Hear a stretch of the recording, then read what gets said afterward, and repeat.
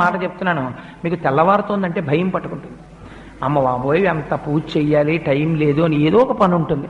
అలా కాకుండా మీరు స్వల్పమైన పూజ, వైదికంగా పరిపూర్ణత్వం ఉండే పూజ అలవాటు చేసుకున్నారనుకోండి, మీ పూజ మీకు బరువు అనిపించాలి. మీరు హాయిగా పూజ చేసుకుని వచ్చేస్తారు.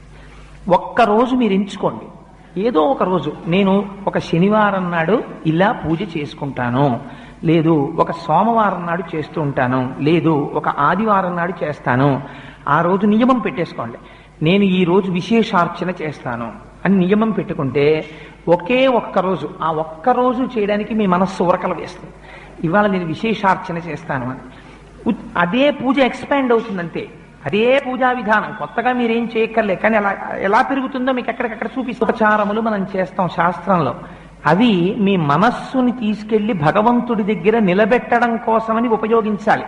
అంతేకాని వాటిని మీరు